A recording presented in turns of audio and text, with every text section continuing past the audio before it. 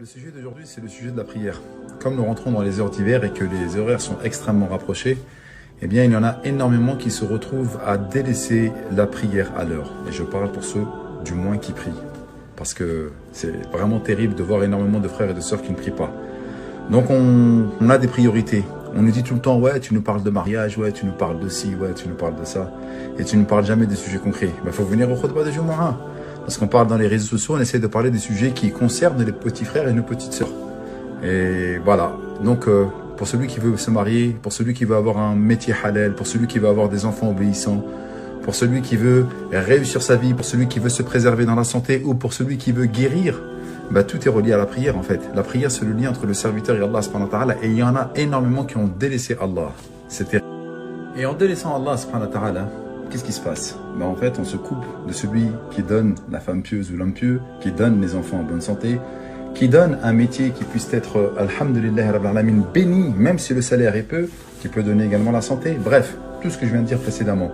Et le sujet qui est véritablement pour moi plus qu'important, c'est quelle est notre place qu'Allah Azza wa Jal a dans notre vie. Allah, il a fait en sorte que les 5 prières puissent être révélées à des horaires bien précis. Pourquoi? Ben en fait, à chaque fois, on se teste nous-mêmes. Lorsque je suis bien au chaud sous ma couette, alors que là, il y a des petites nuits bien froides cet hiver, ben, qu'est-ce qu'on va faire? Est-ce que je vais me lever? Est-ce que je vais sortir de mon nid douillet? Pas lit, hein, nid, une sorte de petit nid comme ça, là, bien douillé. Est-ce que je vais me lever? Ah, on ne sait pas. Ou lorsque c'est l'heure du travail, est-ce que je vais avoir confiance en Allah, qu'on appelle Ar-Razaq, celui qui donne la subsistance, ou j'ai plus confiance au boulot, ou j'ai plus confiance au salaire? Ouais, mais Mehdi, le travail est également une adoration. Arrêtez, s'il vous plaît. Non, arrêtez s'il vous plaît.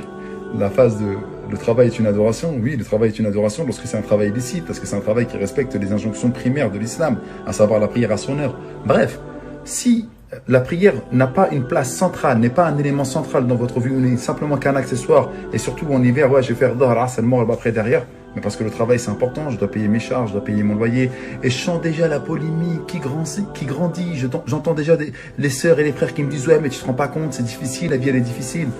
Mais qu'est-ce que je suis en train de vous dire en fait? Est-ce que c'est Allah Azza wa Jal qui donne, ou vous avez plus confiance en vos actions? Est-ce que c'est Allah Azza wa Jal qui donne, ou vous avez plus confiance en votre patron?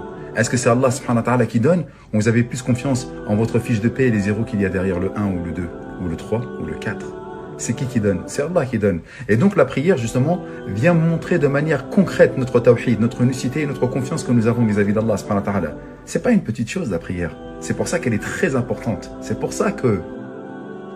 Et donc, permettez-moi, lorsque je rigole, mais parce que, voilà, encore une fois, on ne matérialise pas notre confiance en Allah subhanahu wa ta'ala par le biais de la prière. S'il l'a fait à des horaires bien précis, c'est pour que nous puissions faire une introspection à nous-mêmes. Est-ce qu'Allah est important dans ma vie? Est-ce qu'Allah subhanahu wa ta'ala est important dans mon travail? Est-ce qu'Allah subhanahu wa ta'ala est important dans mes passions? C'est un match de Ligue des Champions, les frères. Hein? Vous aimez bien les matchs là où lorsque vous êtes en train de jouer à la PS avec les autres. Et que là, il y a le Maghrib. Mais, machallah, le match, c'est une finale ou c'est un match important, c'est une grande affiche. Est-ce que je vais privilégier la prière du Maghrib parce que c'est souvent le soir? Ou bien je vais attendre que le Maghrib arrive avec l'Aïcha sans aucune excuse valable parce que j'ai privilégié mes passions? En fait, les 5 prières à l'heure nous montrent tout simplement qu'Allah Jalla fi'ala doit avoir une place primordiale, centrale, au top dans notre vie. Et si ce n'est pas le cas, on doit se poser des questions. Voilà en résumé ce qu'était la khutbah. Qu'Allah vous préserve et à bientôt, Inch'Allah. Désolé, je vous avais dit à bientôt que c'était fini, mais non, mais c'est pas vrai en fait. J'ai oublié un verset extrêmement important. Pourquoi je parle de ces versets? Parce que j'en ai cité plein dans la khutbah. Mais dans la sourate Al-Ma'un, c'est les sourates que nos petits connaissent, que la plupart du temps on a appris lorsque nous étions jeunes, et que voilà, c'est les petites sourates. Allah nous dit gare à ceux qui prient. Wow. Gare à qui? À ceux qui prient. Ceux qui sont négligents dans leur prière. La négligence de la prière, c'est quelque chose de terrible. Et certains mufassirun, certains exégètes du Coran ont dit Fawail, c'est un fleuve.